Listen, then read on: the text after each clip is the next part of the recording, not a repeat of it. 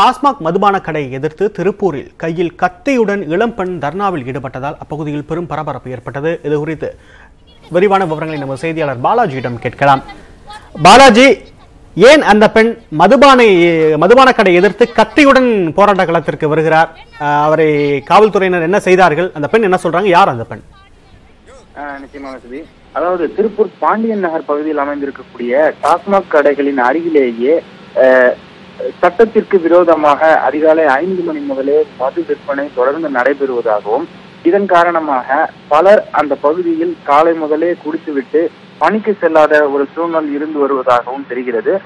இதனால் பாதிக்கப்பட்ட, அதாவது திருப்பூர் அண்ணா நகர் பகுதியில் இருந்து பனியன் நிறுவனத்தில் கூலி தொழிலாளியாக பணியாற்றி கொண்டிருக்கக்கூடிய கவிதா என்ற பெண் தனது கணவர் தினமும் அதிகாலையிலேயே குடித்து விடுவதால் பணிக்கு செல்ல முடியாமல் இருப்பதாகவும், கூலி தொழிலாளியாக மட்டுமே தாங்கள் இருக்கக்கூடிய நிலையில் தங்களுக்கு வருமானம் மிகவும் குறைந்த அளவிலேயே இருப்பதால் தங்களால் வீட்டு செலவுகளை செய்யக்கூட முடியாத ஒரு சூழ்நிலை ஏற்பட்டுள்ளதாகவும், காலை 5 மணி முதலே சட்டத்திற்கு விரோதமாக விற்பனை செய்யும் இவர்கள் மீது நடவடிக்கை எடுக்க வேண்டும் என்று ஒரு ஆத்திரத்துடன் இன்று காலையில் கவிதா என்ற பெண் திருப்பூர் பாண்டியன் நகர் பகுதியில் அமைந்திருக்கக்கூடிய 2310 என்ற டாஸ்மாக் கடையின் முன்னதாக விற்று போட்டிருந்த சில மர்ம நபர்களை கையின் களவுமாக பிடித்ததுடன் அந்த பகுதியில் தர்ணா போராட்டத்திலும் ஈடுபட்டார். இதனையடுத்து பெண் கையில் கத்தி மற்றும் வாட்டர் பாட்டிலுடன் அமர்ந்து தர்ணா போராட்டத்தில் ஈடுபட்டதை அறிந்த அப்பகுதி பொதுமக்களும் அந்த பகுதியில் கூட துவங்கினர். இதனையடுத்து அந்த பெண்ணின் கணவர் மற்றும் குழந்தையுடன் அங்கு வந்து அவரிடம் சமாதானப்படுத்தி கத்தியை அங்கிருந்து பிடுங்கினர். இதன் பிறகாக கவிதா தொடர்ந்து சாலை மறியலிலும் ஈடுபட்டார். இந்த தகவல் அறிந்து திருப்பூர் திருமுருகன்பூண்டி போலீசார் சம்பவ இடத்திற்கு விரைந்து வந்தனர். போலீசார் வருவதை அறிந்த மது விற்பனை செய்து கொண்டிருந்த நபர்கள் அங்கிருந்து தப்பி ஓடினர். இதனையடுத்து 2 பெட்டிகளில் இருந்த மது விற்பனைக்கு வைக்கப்பட்டிருந்த மது பாட்டில்கள் பறிமுதல் செய்யப்பட்டது.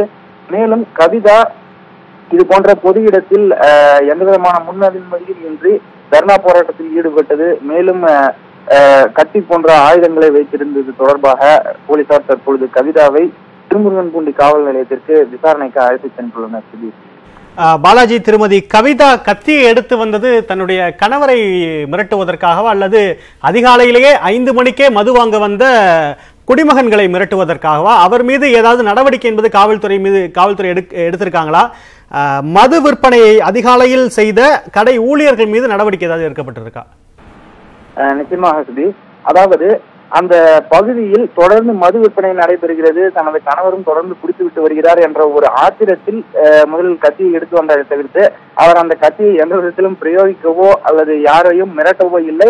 தான் ஒரு பெண்மணியாக இருந்தும் நான் தனியாக போராட வந்திருக்கிறேன், எனக்கு அனைவரும் உதவுங்கள் என்ற ஒரு முழக்கத்தையே அவர் அங்கு முன்வைத்திருந்தார். இதனை அடுத்து சிறிது நேரத்தில் அவர் கையில் இருந்த கத்தியும் வாங்கப்பட்ட நிலையில் சாலை மறியலில் மட்டுமே ஈடுபட்டார். இதனை அடுத்து அங்கு போலீசார் அங்கு வருவதற்கு முன்பாகவே அங்கு மது விற்பனையில் ஈடுபட்டிருந்த நபர்கள் அங்கிருந்து தப்பி சென்றதன் காரணமாக தற்பொழுது வரை வேறு யாரும் பிடிக்கப்படவில்லை. 2 பெட்டி மது பாட்டில்கள் மட்டுமே தற்பொழுது பிடிக்கப்பட்டுள்ள சூழ்நிலையில் கவிதா மட்டுமே விசாரணைக்காக அழைத்து செல்லப்பட்டுள்ளார். அவர் மீது தற்பொழுது வரை எந்த விதமான வழக்குகளும் பதியப்படவில்லை.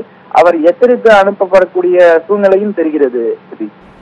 திருப்பூரில் அதிகாலையில் 5 மணி அளவில் டாஸ்மாக் மது விற்பனை நடைபெறுவதை கண்டித்து கவிதா என்ற பெண் கையில் கத்தியுடன் அதிகாலையில் திருப்பூர் பேருந்து நிலையம் முன்பாக தர்ணா போராட்டத்தில் ஈடுபட்டிருக்கிறார். அவரை காவல்துறையினர் விசாரணைக்காக அழைத்து சென்றிருக்கின்றனர். மது விற்பனையில் ஈடுபட்ட ஊழியர்களை காவல்துறையினர் தேடி வருகின்றனர். விவரங்களுக்கு நன்றி பாலாஜி.